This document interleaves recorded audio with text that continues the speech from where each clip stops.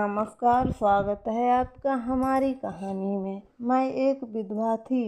मेरे पति की मौत 15 साल पहले हो गई थी। मेरा एक बेटा है जिसका नाम विमल है। 1 साल पहले उसकी शादी लता नाम की लड़की से हुई थी। रात भर विमल के साथ कमरे में रहकर मेरी बहू लता जब बाहर निकलती तब वह मुझको ऐसी निगाह से देखती थी जैसे मैं एक तरसती हुई औरत हूँ। मेरी उम्र 37 साल की थी। मेरा बदन सुडौल था। कभी कभी मेरे दिल में एक कसक सी उठती थी कि किसी मर्द की मजबूत बाहें मुझे जकड़ लें जिससे मेरे बदन का अंग चटक जाए। इसी वजह से मैं अपनी बहू लता से जलती थी। पिछले कुछ दिनों से गांव के जमींदार का बिगड़ैल बेटा मुकेश मेरे पीछे पड़ा हुआ था। जब मैं खेत पर जाती तब मुकेश बैठकर वह मुझे देखता रहता था।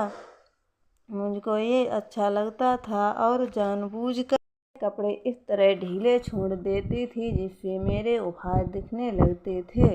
लेकिन गांव और समाज की लाज के चलते मैं उसे अनदेखी करती थी। मुकेश को दीवाना करने के लिए इतना ही काफ़ी था।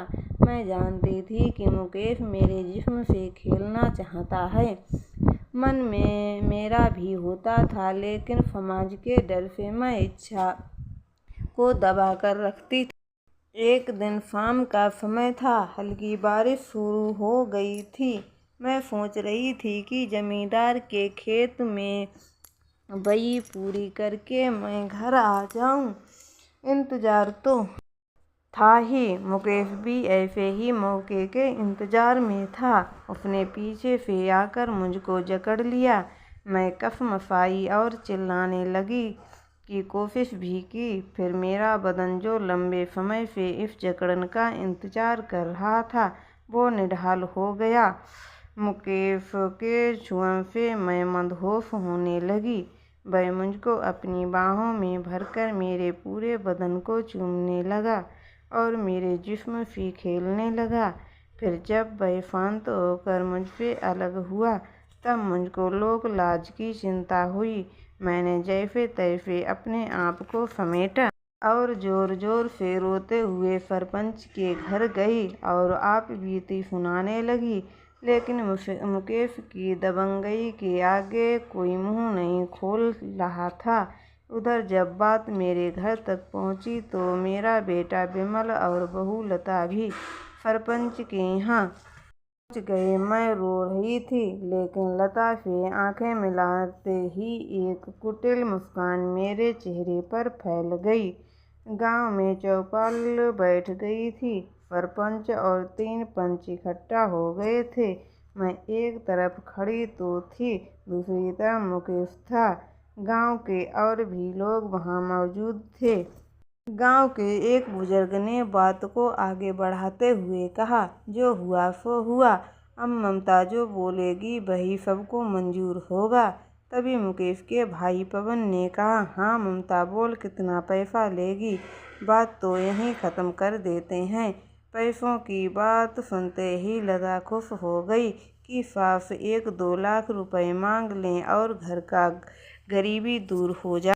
लेकिन मैं वहाँ बिना कुछ बोले रोती ही जा रही थी। जब सबने जोर दिया तब मैंने कहा, मेरी समझ में सरपंच जी मुकेश जल्दी से ब्याह रचा दे। इससे ये उधर उधर मुंह मारना बंद कर दे।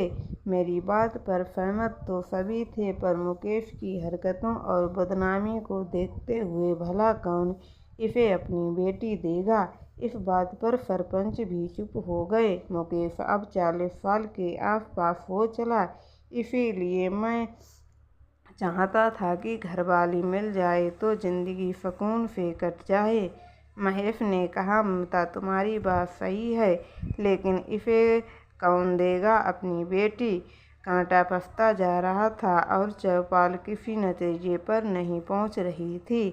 इसका सीधा मतलब होता है कि मुकेश को या तो गांव से निकाले जाने की सजा होती है या उसके खिलाफ पुलिस में रिपोर्ट दर्ज होती है। मामले की गंभीरता को देखते हुए अब मुकेश ने ही कहा, मैं ये मानता हूँ कि मुझसे गलती हुई है और मैं शर्मिंदा भी हूँ। अगर ममता चाहे तो मैं उससे ब्याह रचाने के लिए तैयार हूँ। मुकेश तो मनमानी मुराद मिल गई थी, लेकिन तभी बहू लता ने कहा, सरपंच जी ये कैसे हो सकता है? आपके बेटे की सजा मेरी सासू माँ क्यों भुगतें? आप तो बस पैसा देकर मामले को सुलझाएं।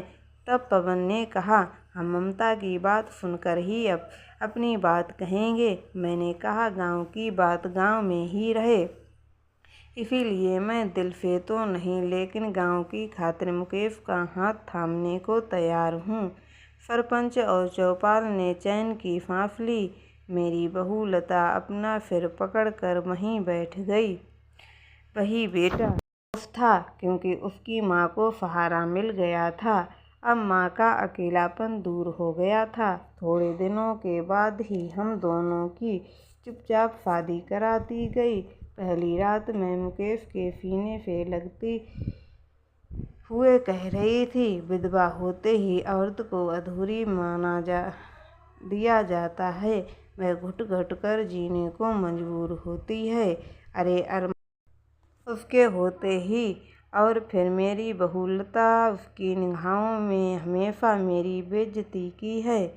उसके लिए मेरी जलन ने ही हम दोनों को एक करने का फैसला किया है।